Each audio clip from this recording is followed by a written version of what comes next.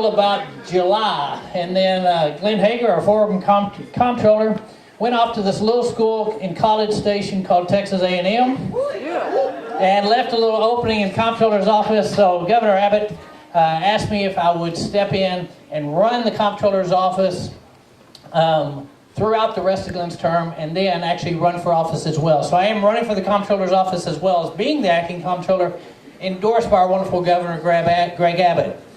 And on the campaign trail, you're going to hear a lot of rhetoric, right? Well, the fortunate thing I have is I've actually been in the office for 8 months. And in that 8 months, I can actually tell you what we've already done in just 8 months in the comptroller's office. And so we happen to be much more about results than rhetoric. So let me share a few of those things with you. Number one, I went from being Chair of Veteran Affairs and Border Security, where I actually joined Governor Abbott and President Trump when we started that border wall, and it was working great until we had an election. When we had the election, all of a sudden we had to have Operation Lone Star. Well, we spent billions of your taxpayer dollars doing what the federal government would not do under Joe Biden's administration. Well, then we had the great big beautiful bill with $11 billion in it. So now our office is now working with the Trump administration to get that $11 billion back so we can use it to lower your taxes and address property tax here at the local level as well. We're following up on that. We're also working with rural law enforcement. Law enforcement providing grants through our office to law enforcement for personnel, for equipment, and working with ICE as well to make sure we continue to curtail illegal immigration in the state of Texas. But we're just getting started there. When I entered the office, we had what was called a historically underutilized business program within the office. Well, Governor Abbott had a few months earlier asked the agencies across the state to get rid of all DEI-based programs.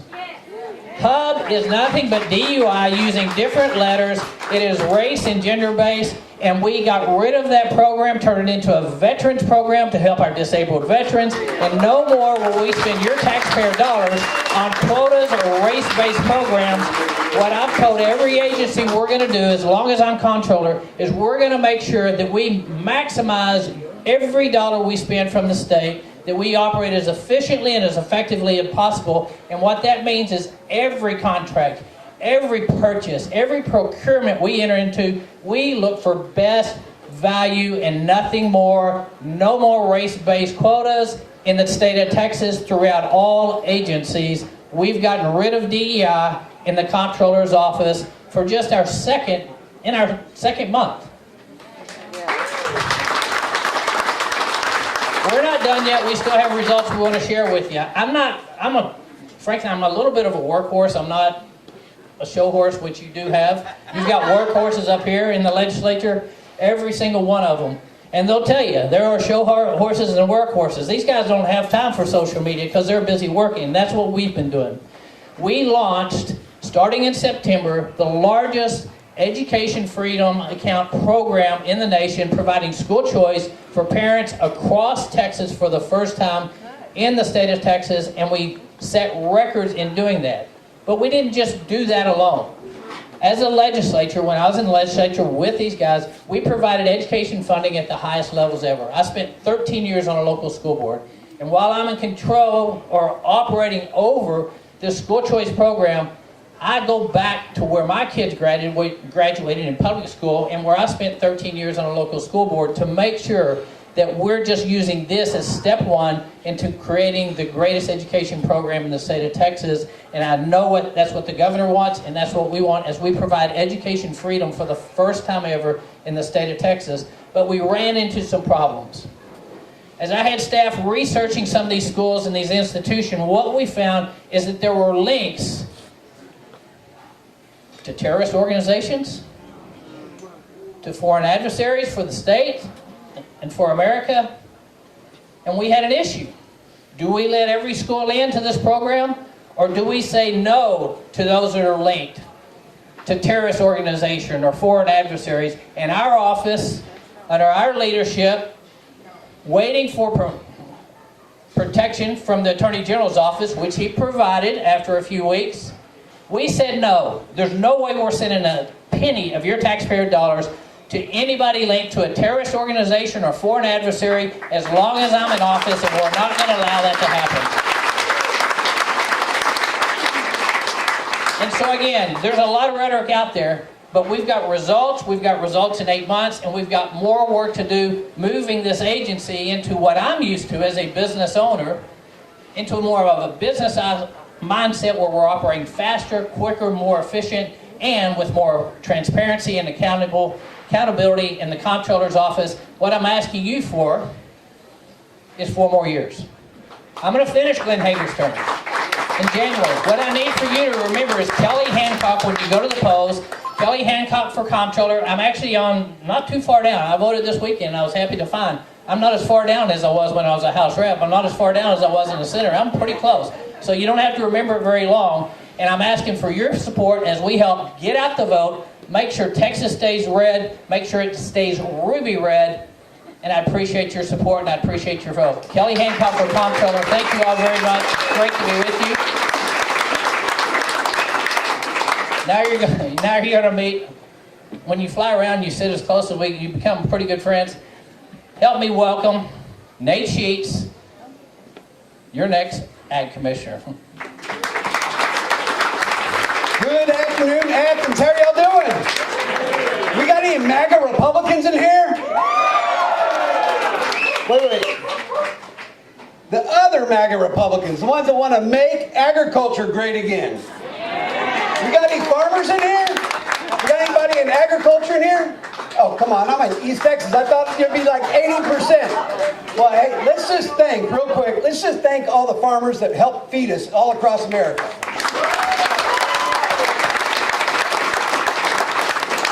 Listen, we have got some huge challenges in agriculture. I was just down in Beaumont meeting with some rice farmers, and they told me, Nathan, we just sold our crop for 40% less than it actually cost us to make it. 40% less. Now, I don't know about you, but I do not think that that is sustainable. We always talk about sustainability in agriculture, and that is not it. We lost 68 farms this week in Texas, and last week, and the week before, and all the way back to 2018, we've lost 18,000 farming and ranching families in our great state. Why? Because farmers can't afford to be in business anymore. In 1980, a farmer made 40 cents of every $1 of food. Today, they make 15 cents. That's your revenue. Anybody want a job that you make 60% less 40 years into your career? No. That's why we're losing agriculture. And not only are we losing agriculture, we're losing 4th and 5th generation families. And you know, agriculture is one of these industries, probably the only industry that actually has a hotline for suicide. Because there's so much shame associated with being the one that lost the 4th or the 5th generation family farm. They need us to come alongside them, and we can do better. We have tools. We have tools inside the Texas Department of Agriculture. Unfortunately, we don't have leadership that knows how to lead and use those tools. But at the same time, people are getting sick from the food that they eat. Anybody think that the food that we eat is connected to our health? Absolutely. You know what? We talk about being first in education in Texas, making an investment into our kids. We were 44th in the nation in nutritional value in our school lunch program in 2024. 44th out of 50. You think our kids perform according to how they are fed? Absolutely. We've been pursuing cheap calories in America for decades. But those cheap calories have resulted in 70% of all Americans have one chronic disease or more. 78% of kids 18 to 25 cannot even serve in the military because of their health. And we spend $4 trillion a year treating symptoms of diseases related to the food that we eat. In our pursuit of cheap calories, we're paying for them. We're just paying for them in the back end in both healthcare costs and in quality of life. But praise the Lord that we have a president who sees 2 things as national security issues. 1, agriculture. Because we've become reliant upon adversarial countries to actually be involved in us feeding ourselves. That is a national security issue. And secondly, he sees the health of Americans as a national security issue. When we spend so much of our national budget dealing with symptoms related to the food that we eat, that's a problem. And so that's why he put Bobby Kennedy, praise the Lord for Bobby Kennedy, and Brooke Rollins, and they took that food pyramid and they turned that thing upside down, and everything in that food pyramid comes right off the farm, right off the ranch. It is the golden age of agriculture in front of us. And we need it. Because, man, farming and ranching, we're losing it like never before. But that is why I'm running. I spent a little bit of time in agriculture. I served our military. I served our country in the Navy for 6 years. I served in full-time ministry for 14 years. And then I started with this one little beehive and turned it in what's the largest honey company in America today, called Nature Nates. Get it? Nate Sheets, Nature Nates, little connectivity there. So I know how to grow brains, I know how to drive revenue, and that's the problem that farmers and ranchers have. They have a revenue problem. And we would help bring farmers and ranchers closer to all of us that eat food and take those monies that historically is between us and help push them towards agriculture and lower prices at the same time and make it affordable for everybody. That's why I'm running to be your next Texas Agriculture Commissioner. But I got to have your help. I need you guys to go out and vote. My opponent's been in there a long time, but we cannot afford another 4 years of this guy in the office. And it's just not me. We've got the greatest governor in the United States who's endorsed me, Governor Greg Abbott. We got the Texas Farm Bureau, 500,000 agriculture families across Texas have endorsed me. We got the Texas Cattle Raisers, Texas Cattle Feeders, the Wildlife Association, and all the grassroots. They've all endorsed because everyone knows we cannot afford another 4 years under my opponent. And so that's why I need you to vote for Nate Sheets for Texas Ag Commissioner. Thank you. God bless you. God bless the great state of Texas.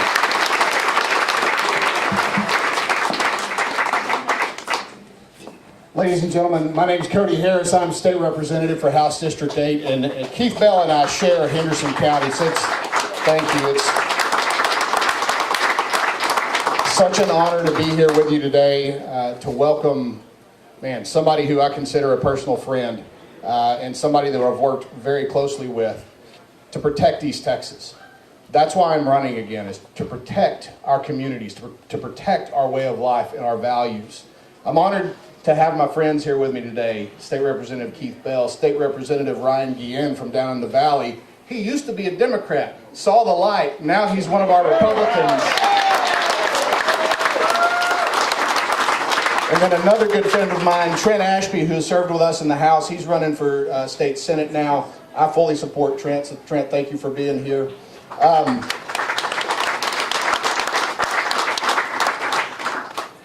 Texas is the envy of the nation, right? We are the conservative beacon for the rest of the United States.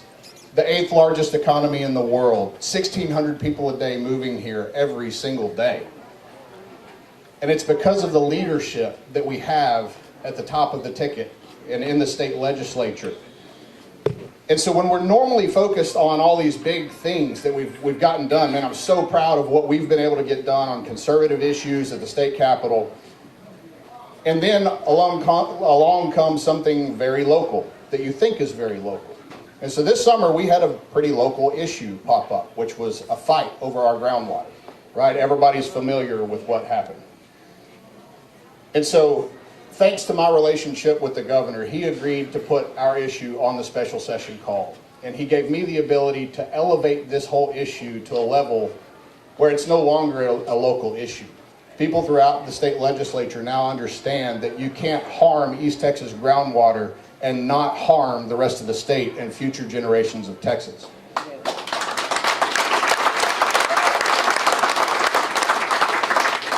So groundwater is the flag that I'm planting. That's the hill that I'm willing to die on for our communities, because if we don't have it, if we don't fight hard to make sure that people from outside here can't come in and take it, then these kids sitting on the front row, the kids who are here today, they won't enjoy the same East Texas that we're enjoying right now.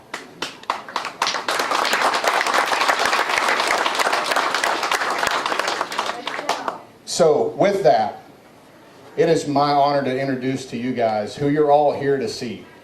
My friend and the governor of the great state of Texas, Governor Greg Abbott.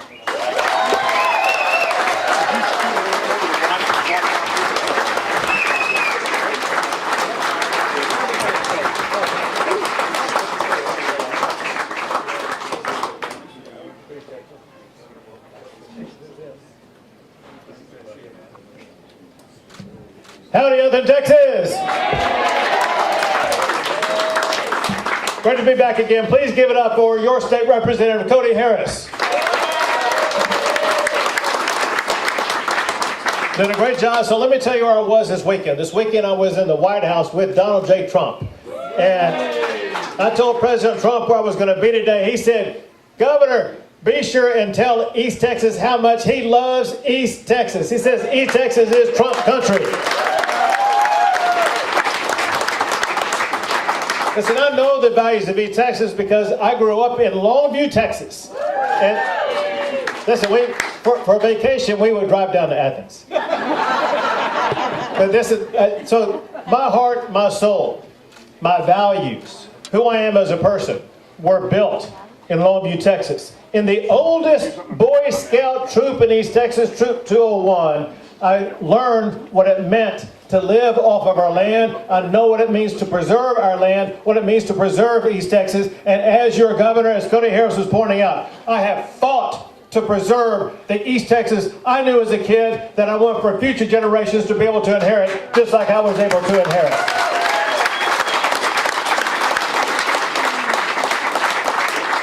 It's about values. Listen, the people in this room, listen, we all got values. And there's different ways we can talk about those values, whether it be through our faith or our passion for freedom, whatever the case may be. There's another way that we can talk about it. Something that we all fight for in this election, going forward every single day. By God, we have to keep Texas, Texas, if we're going to save this state and save our nation.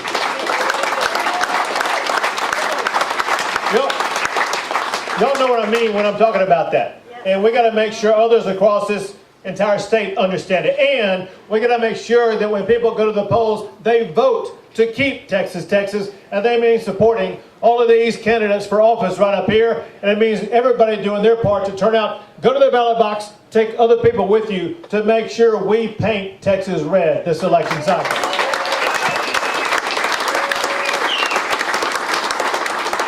Mark my words, listen, if you guys are following politics, you know there's a very dangerous group of people who are running, I'll say masquerading as Democrats. Because they're not really Democrats. They're not even progressives. These are socialists trying to impose their socialistic policies, and that's something we don't take kind to here in the state of Texas. Know what I mean? And so we're fighting back against it. Let me tell you something. It's the kind of thing you wouldn't see in Athens. But I'm sure sometimes you've driven over to Dallas or something like that, maybe driven down to Houston. Listen, you got socialists, self-identified socialists, they're not hiding it. Socialists running Dallas, Houston, Austin, San Antonio, and other places. Let me tell you one thing they did. These crazy judges, the judges run on the ballot as socialists, and they judge as socialists, and they don't believe in keeping dangerous criminals behind bars. They allowed dangerous murderers who had been arrested out on easy bail, and those murderers went on to kill more than 200 other Texans because of these dangerous judges. I talked to these representatives, and we said, we cannot let that happen in Texas, and so we passed a law that will now ensure those dangerous criminals remain where they belong, and that is behind bars.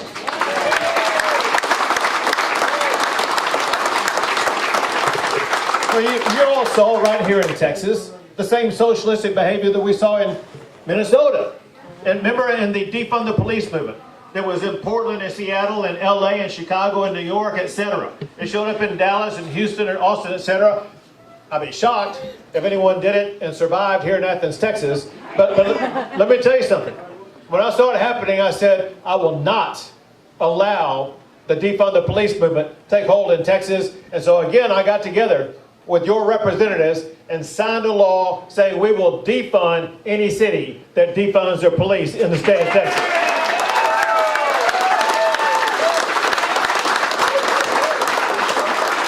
In Texas, we support our law enforcement officers, period.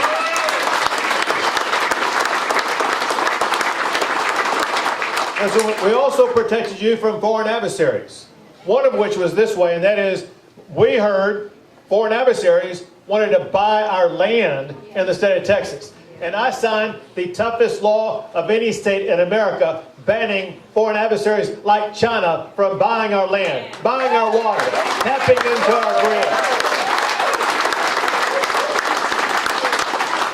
And something else is going on. If you guys have followed what's going on in the Dallas area, what's going on, there was this radical Islamic center called Epic Center. They tried to create a Muslim-only community, which is against the law in the state of Texas. 5 state agencies intervened and shut it down.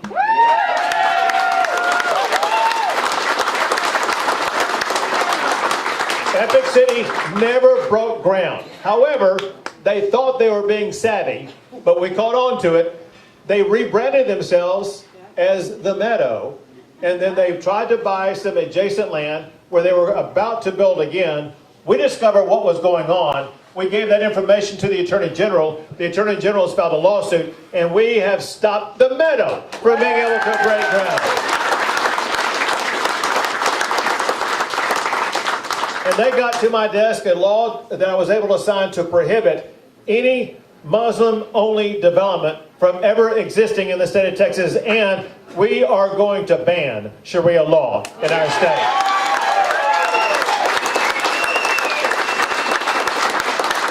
There's a lot to do. You know, something else that we protected, and this is kind of even crazy. We can even talk about this. You know, a lot of what I'm talking about is just common sense. It's common sense to support law enforcement. It's common sense to ensure election integrity. You know, and so we passed a law we shouldn't have had to pass, but we did. We passed a law saying in Texas elections, only U.S. citizens can vote in our elections in Texas.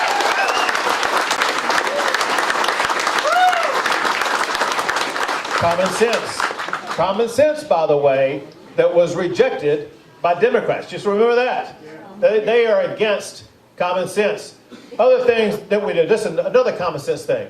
This is easy to support. When you look at the devastation caused by Joe Biden with his open border policies, when you saw more than 11 or 12 or 13 million people cross the border illegally in just 4 years, coming from more than 150 different countries, many of whom were known for and sought for murder, rape, and other crimes. That's why Texas stepped up and did what no other state's ever done. Texas is the only state to build our own border wall.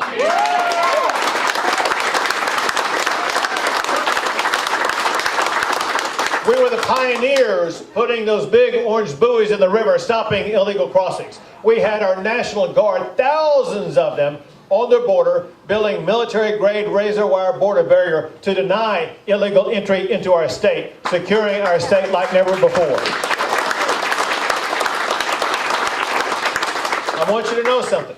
Even though we now have a president who's actually in immigration laws, does not mean we've taken our eye off the ball. We remain firmly fixed, ensuring that we're going to secure the border not just for the next 3 years. We want that border secure for the next 3, 4, or 5 decades to make sure we protect our state from such an invasion in the future. There's a lot of things that Texas ranks number 1 at.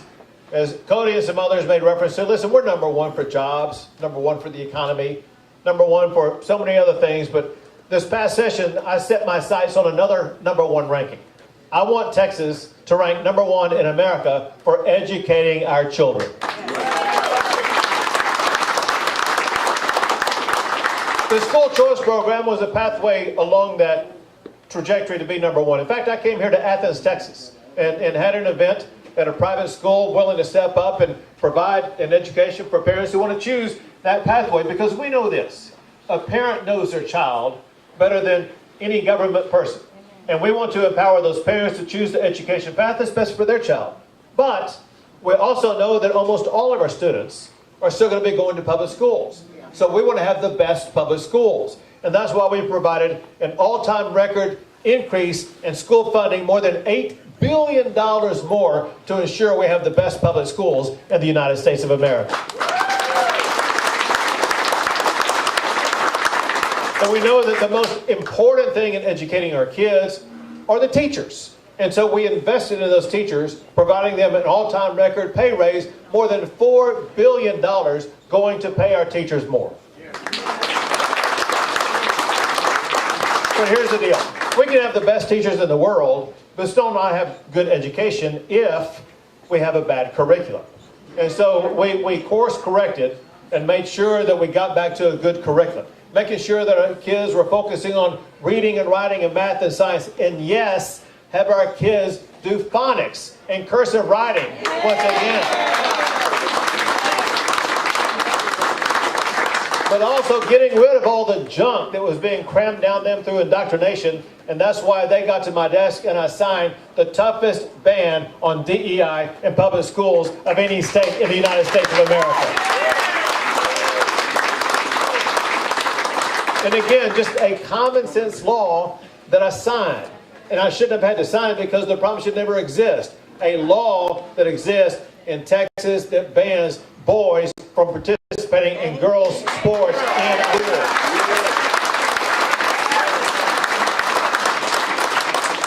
But there's something else that, listen, all of us understand. And that is, we're all dealing with financial stresses. We're all dealing with the cost of living and things like that. And that's why we're focused keenly on making sure that that issue goes fully addressed. And it comes up in so many ways. You know, one thing in talking to Texans across the state, and that is if you're a restaurant owner like this, a small business owner, or if you just live in a home or just drive a car, the cost of insurance is going through the roof. And, yeah, so you feel the pain. So it's not going up like 3 or 4 or 5%. It's doubling, tripling, going up 100 or 200%. It has to end, and we cannot end this next session without cutting your insurance costs in half in the state of Texas. So you know, we're number one for business. However, small businesses are most of our businesses. More than 98% of all businesses in Texas are small. And so we wanted to make sure we could make them be more successful. And so we passed a personal property tax exemption where they don't have to pay. Let me put it this way. Small businesses have exemptions on property like these chairs, these lights, the refrigerators, whatever. The first $2,500 was exempt from property taxes. To be honest, that's not a whole lot. And so we increased that from $2,500 to $125,000 exemption for all of our small businesses across the state of Texas. But listen, we know that one of the biggest expenses you're dealing with, one of the biggest, let's say, affordability issues you're facing is living in your own home. It's getting more expensive, whether it be insurance or your skyrocketing property taxes. So let me tell you what we've done, and let me tell you what we got to do. What we did this past session is what we did in the last few sessions. We increased your homestead exemption. When I became governor, your homestead exemption was $15,000. What that meant is the first $15,000 valuation of your home was not subject to the school district property tax. Now we've increased that all the way to $140,000. So the first $140,000 of your home, you don't pay a school district property tax. Instead, the state of Texas pays for that cost for our public schools. And if you were a senior, none of whom were here today, but if you were a senior, it'd be the first $200,000. But here's the deal. That makes it better, but doesn't really take care of you. Because I'll tell you this. No one in Texas has ever come up to me and said, you know what, Governor? I'm perfectly happy with the taxes I'm paying on my home. And you're not. And so here's the deal. We cannot go back to Austin, Texas and try to do again what we've done in the past. So I put together a solution based upon ideas I got here in East Texas, South Texas, North Texas, and West Texas. Everybody agrees on these principles. Number one, stop the thing that's causing your taxes to go up in the first place, and that is increased spending. Any property tax in jurisdiction must be limited on their increasing of spending your money, because that money should remain in your pocket. Yes. Number two, you should never have a property tax imposed on you without you having a voice in that decision. What that means is every property tax increase should be subject to a vote and should be required to get 2/3 vote before it passes. Next, I don't know about you guys, But I know most people in the state of Texas are suffering because of skyrocketing appraisals. And I'll be honest with you. There's a reason for it. Under current Texas law, your appraisals can increase as much as 10% a year. So imagine what that looks like after just a few years. It makes it so you are unable to stay in your home. That must end. And we must lower that appraisal from 10% a year to no more than just 3% a year.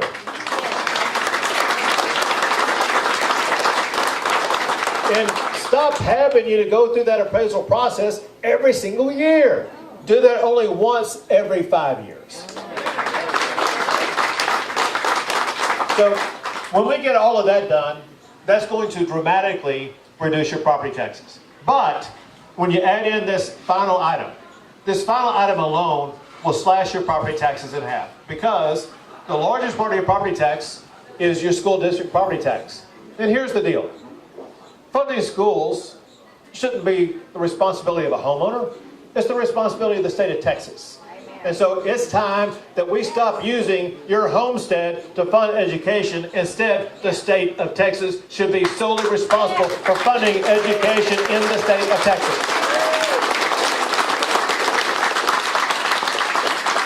So here's the deal. When we slash your insurance costs, when we cut your property taxes by more than half, when we cut through all the red tape that causes the cost of operating a restaurant like this, Texas is going to quickly become maybe the most affordable state in the United States.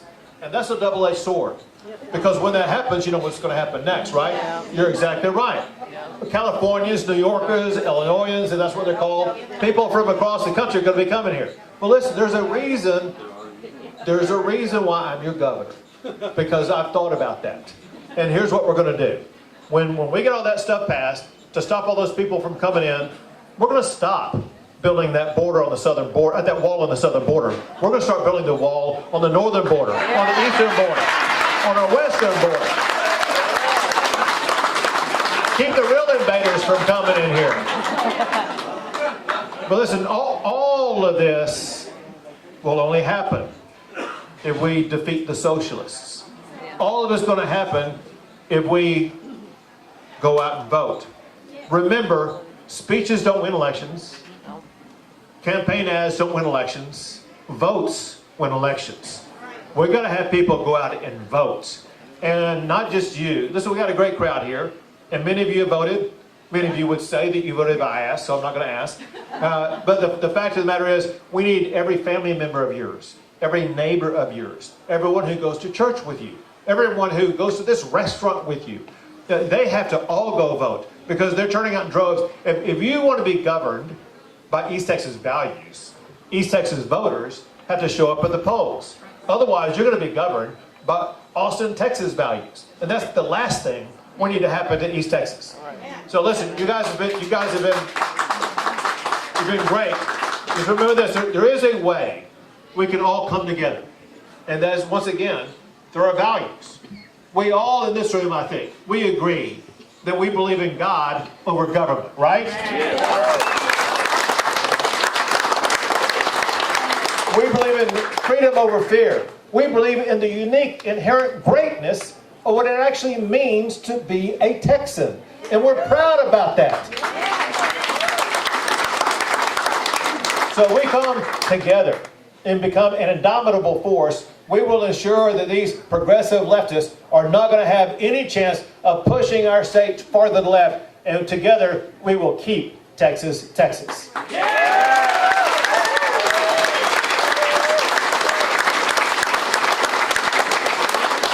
So thank y'all. Listen, y'all been a great crowd. And here's what I want to do.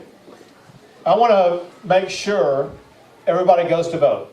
And so I'm going to stay here and take a picture with anybody who wants a picture if you promise that you will go vote. No, if you've already voted, you also get a picture. Hold on, I got to be clear about this because I'm not going to let these people off. Those who have not yet voted, I'm going to let you off that easy. Here, let me take the information I have. The closest voting location to where we are right now is Henderson County Senior Citizen Center. Everybody knows where that is, right? So you get down the road. Listen, it's about a mile and a half. Let's be honest about something. I could roll there in 5 minutes, okay? And if I can do that, you guys can walk there or drive there just as easily. So I'm going to sit up here and take pictures. This guy's going to come up and tell you how we're going to do that. I look forward to talking to you personally, but I want to thank you in advance for doing your part to keep Texas red. God bless you all, and God bless the great state of Texas.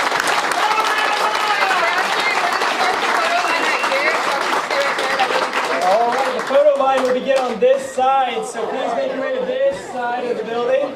Please have your cell phones out and ready to go. We're going to make this very, very quick, I promise.